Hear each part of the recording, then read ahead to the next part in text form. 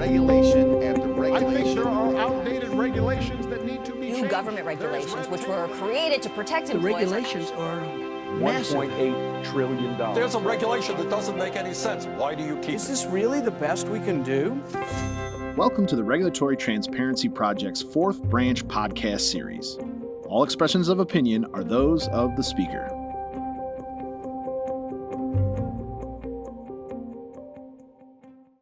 Welcome to the Regulatory Transparency Project's Explainer podcast, part of RTP's fourth branch podcast series. My name is Jack Derwin, and I'm Assistant Director of RTP. Today, I'm happy to be joined by James Coleman to discuss the regulatory aspects of the current electricity situation in Texas. James is Associate Professor of Law at Southern Methodist University's Dedman School of Law, where his work focuses on the regulation of North American energy companies, as well as the international dynamics of energy regulation. Before entering academia, James practiced energy, environmental, and appellate law at Sidley Austin LLP. Thanks so much, James, for joining us today. Thank you. It's good to talk with you. Absolutely. So let's get right into it. First of all, can you give us a quick rundown of what exactly is going on in Texas right now?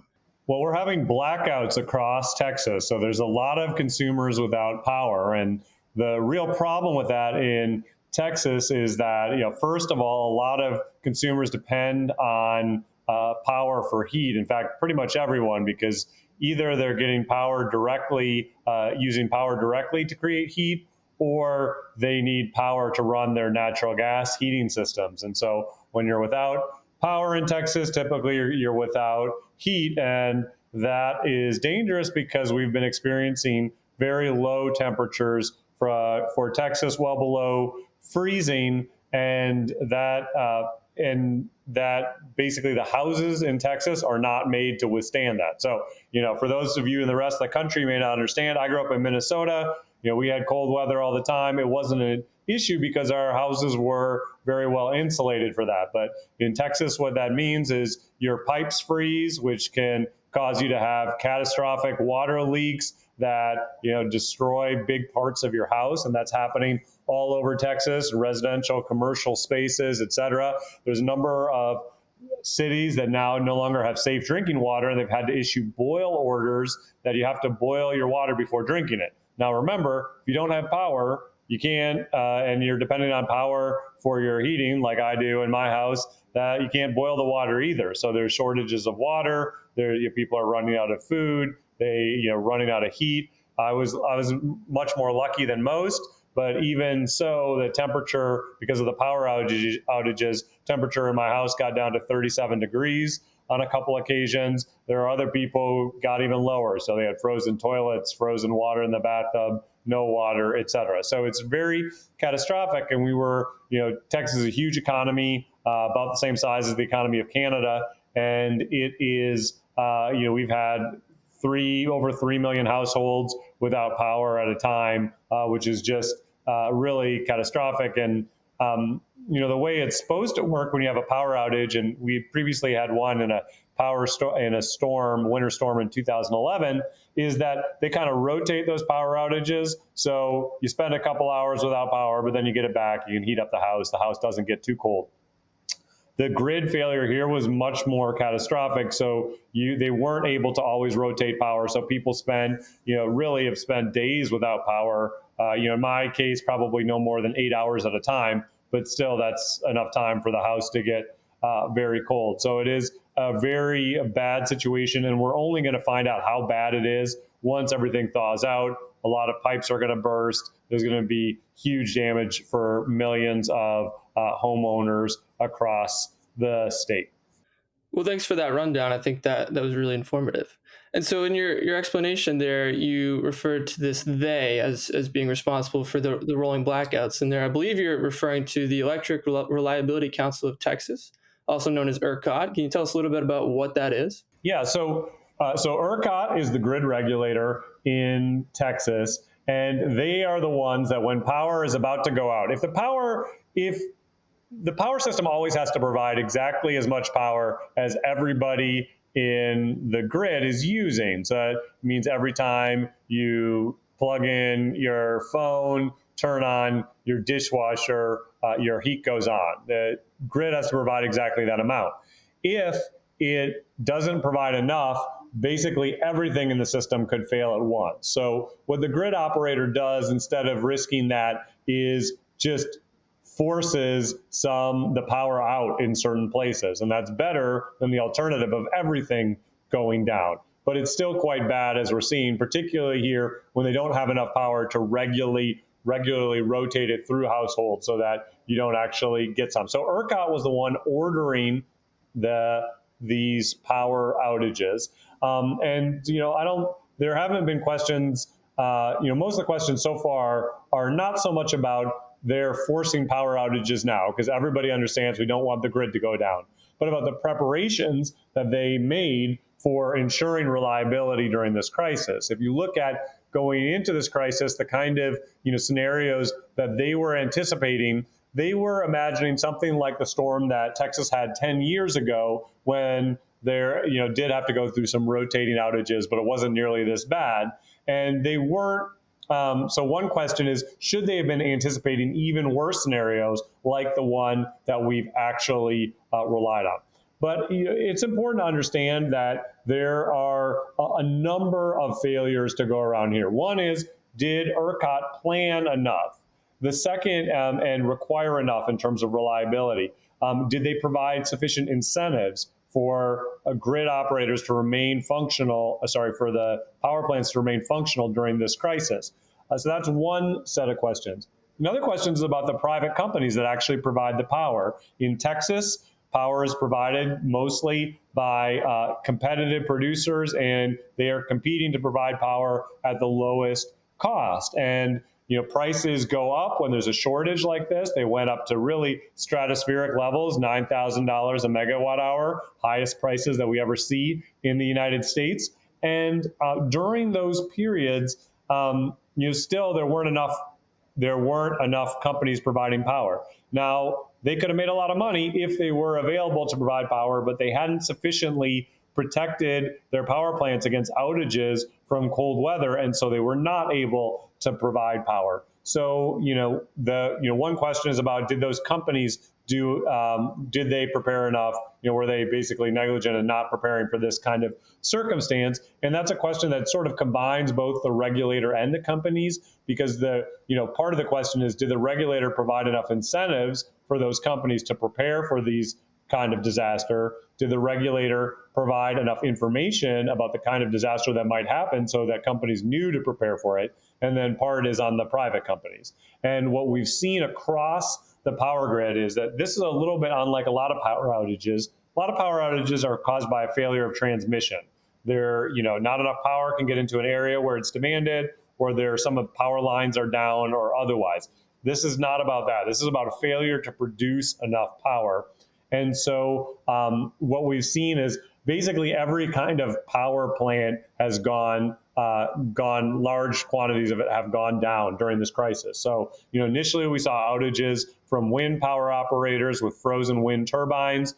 Then we saw massive outages among the state's natural gas power plants, which provide the bulk of power. And that's when the grid had to shed a lot of load.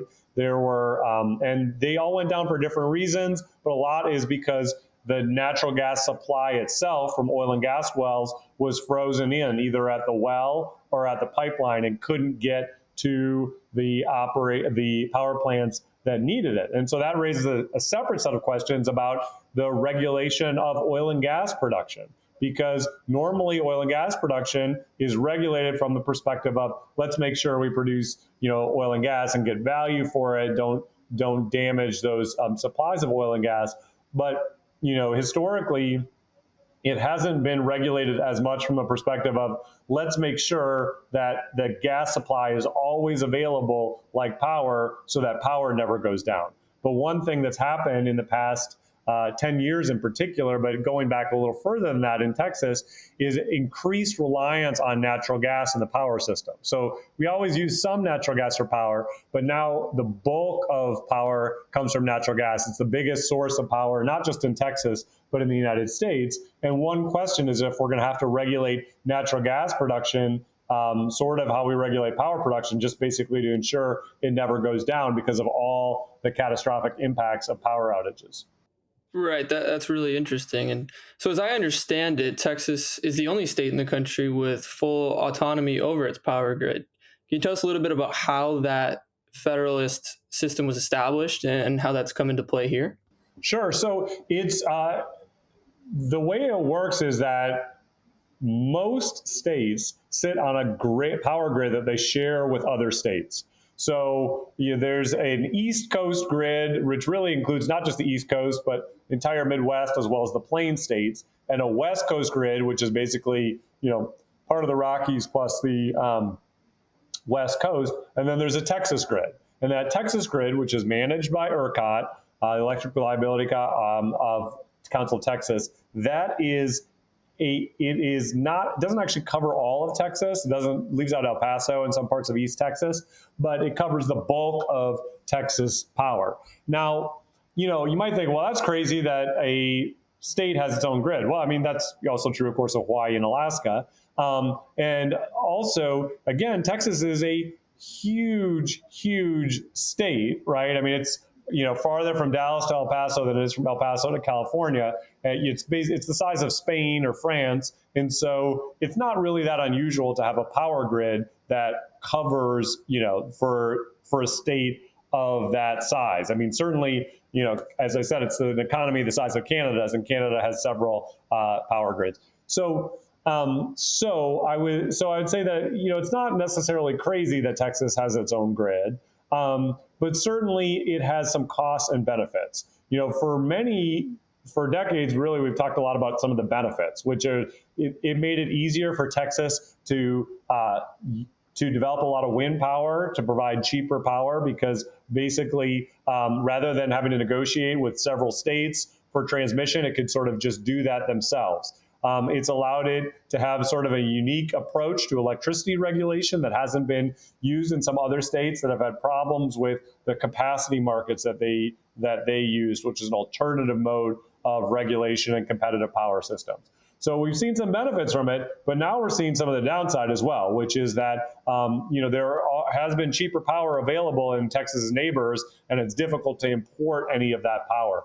I should also say that even if you could import that power, that's not like it would solve all the problems, because we've had at times during this crisis, we've had cheaper power available in South Texas where it wasn't as frozen, and you still couldn't get all that power north, because again, it's just such a huge state that it would help on the edges, but wouldn't necessarily solve the problem to have more connections with the surrounding grids. Gotcha. So as we've talked about, much of this has been handled by ERCOT, but one thing that Texas Governor Greg Abbott has done is release an order stopping natural gas exports out of Texas. How does that come into play here, and what were the motivations behind that, and what might it do? Yeah, that is one of the very shocking things that has happened as a regulatory matter since the beginning of this crisis, was that as soon as the crisis hit and electricity prices in Texas spiked to, again, $9,000 a megawatt hour, almost all exports from the state stopped.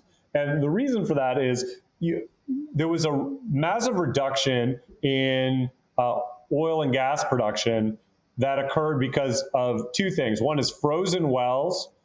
So the well can actually freeze, or some moisture. There can be moisture in the well that causes a freezing, and even at some level some of the hydrocarbons can freeze. And there is also in addition, there was electric outages to some of the pumps that pump the oil and gas, or that pump the oil and gas out of the ground. And also there can be pressure sensors that get frozen and basically malfunction, and so can shut down flow or production to avoid spills.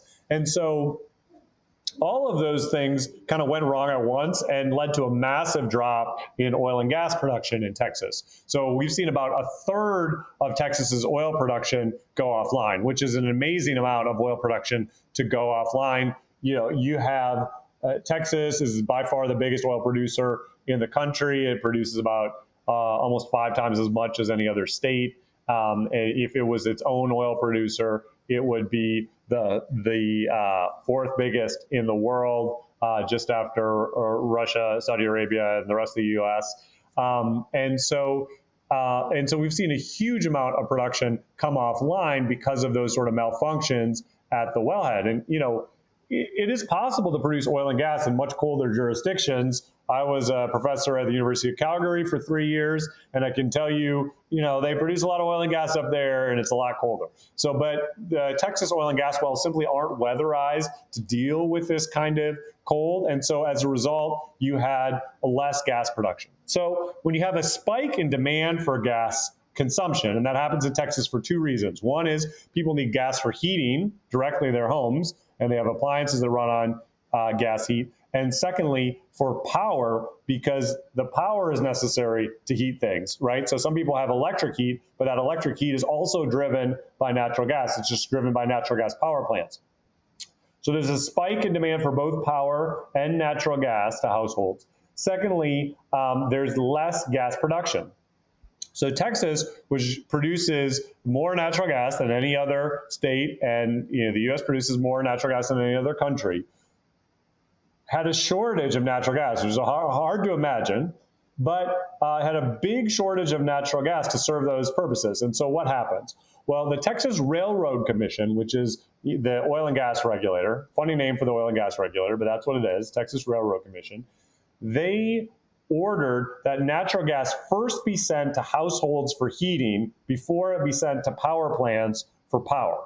And the reason for that is because, there's two reasons. One is that natural gas for heating, that's absolutely humanitarian necessity. People need that heat to keep their houses warm. Secondly, it's much more efficient to send natural gas for heating than it is to send natural gas to a power plant to be burned, turned into electricity, send that electricity to a house, and then heat up their house. It basically takes about 2.5 times as much natural gas to turn it into electricity and then to heat as it does to just send the natural gas to the household for heating. So first priority is heating. Second priority is power plants. But there wasn't enough to serve all that power plant demand. So they ran out of it on that second priority. And so, in fact, we had about, a third of our natural gas power plants go down, which provide the power for the bulk of the grid. Okay, so Texas produces so much natural gas that as a regular matter, it exports natural gas all across the country and around the world. It does this several ways. It sends natural gas to its neighbors to the east, and to the north, but it also ships natural gas by liquefied natural gas overseas by cooling that natural gas most of the way to the absolute zero until it's a liquid and shipping it overseas. Now it also supplies natural gas to Mexico. So almost all of Mexico is very dependent, northern Mexico, on natural gas exports from the United States. So basically what happens when Texas orders natural gas first be shipped for heating only, and then there's not enough to serve power operators? Well, basically the natural gas suppliers have to choose where to send that natural gas. And they basically have to choose which contract to break. Now, if you're choosing which contract to break, you're going to break it with the person that's paying the least for gas first. It's just like airlines, anything else. They don't have room, kick the lowest paying customers off first, because presumably it's worth the least to them as well. If a customer's willing to pay massive prices, then it must be very important to them. And that's how the market will work in general. And with power prices at record levels in Texas, of course, that meant serving those Texas natural gas power plants was the first priority. So when the crisis hit, natural gas exports, as a result of market dynamics, slowed to a trickle. Okay. However, then yesterday, the governor of Texas, in addition to that, said, you know what, even a trickle is too much. We are banning export of natural gas from Texas now, unless you offered it to Texas power producers and they turned you down. So in other words, you first have to offer it to a Texas power producer before you can ship it out of state. They get that right of first refusal on that gas. Okay. That is probably illegal. It's probably illegal for a couple reasons. One is an export ban, usually violates the Dormant Commerce Clause. If you just said, if Texas is a regular matter, just said, we're keeping all our natural gas, we're not sending it to neighboring states or neighboring countries, that would violate the Dormant Commerce Clause likely. You could say this is an emergency, and so it would satisfy strict scrutiny. I think they would have a hard time showing this is narrowly tailored because it doesn't just apply to ERCOT, the part of Texas that's served by the same grid, which is having the crisis. It applies to places that aren't really having a special crisis, like in El Paso or East Texas as well. It would also likely be preempted under the Natural Gas Act, which leads, interstate transmission is an area for the federal government to regulate, and so it would likely be preempted as well. Now, this order was just for 5 days, so I'm not sure whether somebody will get to court, get it challenged, get it struck down over those 5 days. But it's important to talk about the practical implications of this ban, this export ban, because they are enormous. I mean, one is, remember, the normal priority in a crisis like this is first we have to provide for heating, and then we provide for power use. So, for this trickle of natural gas that is still leaving in this crisis, leaving the state, it's probably leaving it, in part to meet the demand from people who need it for heating, right? For that biggest humanitarian need and the most efficient use of natural gas is to burn it, directly at homes. And so, to the extent that it's cutting off heating use out of state in favor of power demand in state, that is, potentially would have humanitarian and economic consequences. So, that's concerning. Now, to a large extent, I think it's probably just symbolic because as I said, natural gas exports have basically gone to zero anyway. But there also is, the other big concern is for the long term of Texas's natural gas producers, because as I said, Texas is one of the world's dominant natural gas producers. Texas needs export markets for its natural gas. When it starts banning natural gas exports during periods where, frankly, there's need for power and heating in northern Mexico as well, and in Texas's neighboring state, that makes it seem like a very unreliable source of natural gas exports, right? I mean, I think, it's bad enough that you think, market conditions could mean I don't get the gas that I'm counting on from Texas. But if the government is going to step in and issue illegal orders to ban, exports to the countries that have contracted for it, right? They thought they had a contract with Texas producers for natural gas.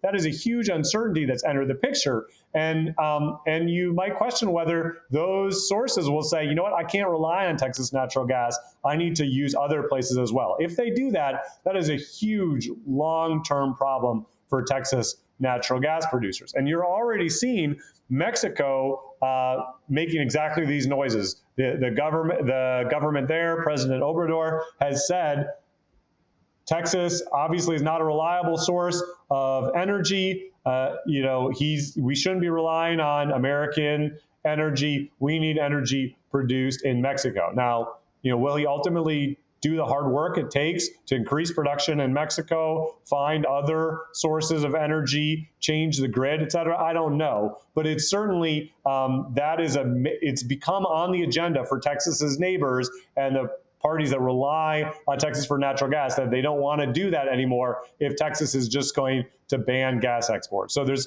So apart from the legal problems with this order, there are serious practical problems as well. Well, that's a fascinating aspect to all this. This really doesn't seem to be getting a whole lot of attention right now.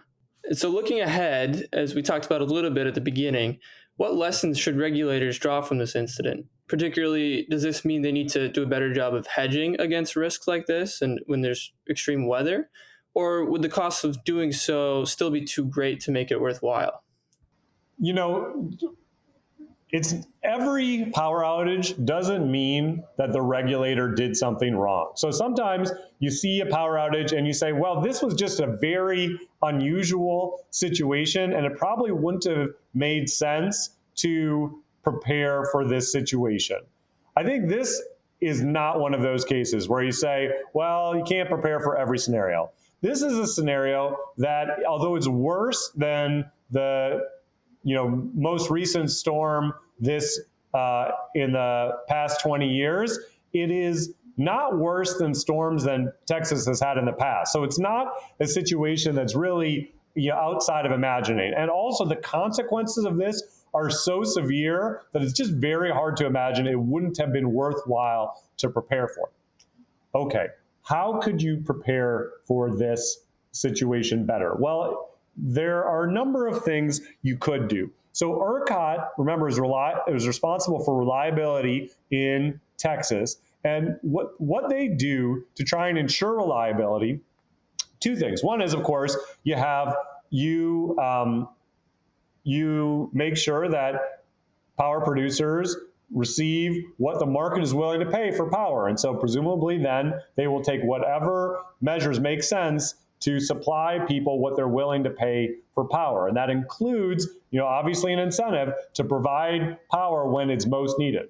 In addition to that, ERCOT also provides a price adder that basically when power supply is crunched, when there's almost not enough to meet demand, they add to the price and basically say, we'll pay you more to be available during those times. So there's an extra incentive for producers to be available when power is most necessary. Now, when you look at that, those two steps, clearly they were not sufficient to provide power during this time period. And so what could you do? Well, one is you could increase that price adder. There's also a price cap, which means because of the price cap, although Texas's price cap is higher than anywhere else's, it's still the imposition of that price cap clearly limits the incentive to provide power during these periods of crisis and to prepare to provide power. So that price cap could be raised as well. So you could increase the price adder, you could increase the price cap. You could also improve their scenario forecasting. So another thing that ERCOT does is to try and guide company investment in power production, they say, well, these are the kind of scenarios we're looking at and whether we're likely to have a shortage. And they didn't, when they looked at their worst case scenario, it was nothing like this. So in other words, they, didn't anticipate something like this. And if they did, forecast that kind of scenario, that would have a help on shaping the decisions of the power producers that are responsible for providing power in this scenario. So absolutely those things could be done. They could also, adopt regulations controlling reliability, including, the penalties that apply to producers who said they were going to provide power and then didn't. So that's possible as well. But, we could look to wider reforms as well. So the Texas Railroad Commission that regulates oil and gas, after the 2011 power outage, there was a report done by the Federal Energy Regulatory Commission and the North American Electricity Reliability Council, which is it's actually a U.S. and Canada body that sort of quasi-governmental entity looking at that looks at reliability on the wider grid. They issued a report that said one thing that Texas could do is invest in weatherizing its oil and gas production, right? Because we have these frozen gas wells. What would it cost to weatherize a gas well? And basically the conclusion of that report, it didn't say whether Texas should or not, but it said, it costs a decent amount of money. It's not a crazy amount of money, but it does cost money. And one question is, do we need to give some kind of incentive, just like we give an incentive to power producers to be available during a crisis? Do we have to give some kind of incentive to natural gas producers to be available in a crisis? And I think it's more likely that we need to provide an incentive rather than sort of just demanding it by regulation. Because one of the other big problems that we're looking at here is just a year ago, a little bit over a year ago, Texas was flaring record amounts of natural gas. Flaring is when you have nothing to do with the natural gas that you're producing, so you just burn it off. And you could see those flares from space, thousands of wells flaring natural gas day and night. Texas was flaring more natural gas than its residential consumers use. It was flaring more natural gas than some nations use. It was just an absurd amount of natural gas just being burned off. And the reason that was happening is because nobody would purchase that natural gas at the time. It was worthless at the time. Well, now natural gas is the most valuable thing you could have in Texas. And so the question is, how can we invest in infrastructure to capture, store that natural gas and have it available when it's needed? And I've written something about that. One problem is that one of the simple things that you might do, forbidding flaring or demanding or weathering, anything you do to raise the cost of natural gas producers, right? Basically, that for them, they would say, well, that could lead to even more negative natural gas prices. So if I weatherize wells, you might say, well, why would I bother producing this natural gas and weatherizing this well when that costs me more money and I'm already receiving no money for the gas? So I'll just flare it off.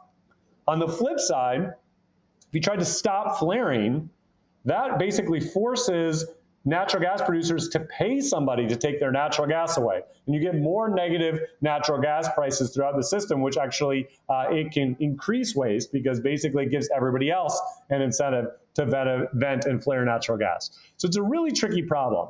And so the question, I think, is how do we provide an incentive for those natural gas wells to be available when we need them? And perhaps the kind of price adders that you see in ERCOT are maybe one way of doing that. But obviously, that's going to require some coordination between the Texas Railroad Commission, which regulates oil and gas production, and ERCOT, which regulates the power grid.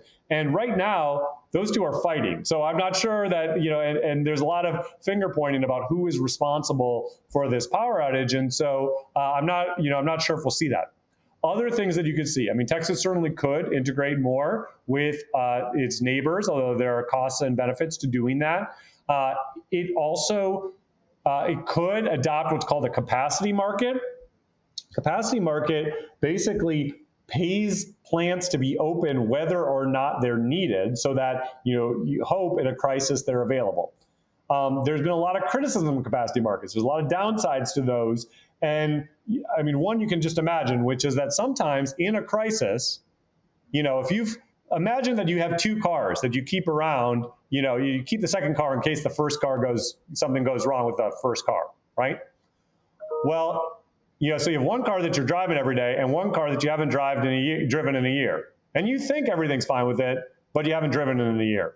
In that crisis, you have to get into one car, which you're going to get into, right? You're going to get into the one you drive every day because you know it basically works. And that's the problem with capacity markets is you're paying plants to be open during a crisis, but when it comes time to actually use them, are they really going to be available? It's not actually, it's not actually certain, and there's been problems with that in different places around the world. So that's another possibility, but it's not, it's not a magic solution. I think ultimately we're going to have to increase our regulatory capacity, both with the Texas Railroad Commission and with ERCOT, and I think the other issue is we need to understand how big a challenge this is, because year by year, electricity provision becomes more and more important because more and more things are becoming dependent on electricity. So, there are, for example, we're selling more electric vehicles every day. What would have happened if our emergency vehicles had been dependent on electricity when the power went out across much of Texas? That would have been a complete disaster. What happened for people who needed to find someplace warm to go, but they were dependent on an electric vehicle? This is, as we move to electricity for more things, the cost of an electric, of a blackout become bigger and bigger and bigger. And, we already saw with the oil and gas wells dependent on electricity, they went down, and that creates more vulnerabilities in the system. And so I think, we need to, this is just a sign of how important reliability is and how much we need to focus on that going forward.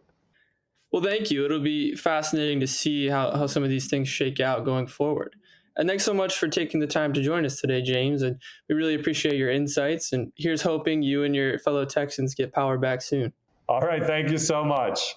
And thank you to our audience for tuning in to this episode of RTP's Explainer Podcast.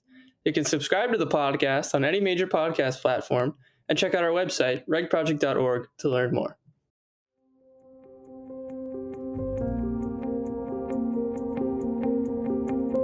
On behalf of the Federalist Society's Regulatory Transparency Project, thanks for tuning in to the Fourth Branch Podcast. To catch every new episode when it's released, you can subscribe on Apple Podcasts, Google Play, and Spreaker.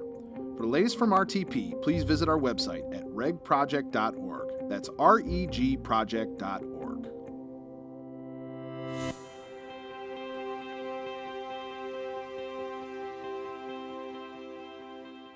This has been a FedSoc audio production.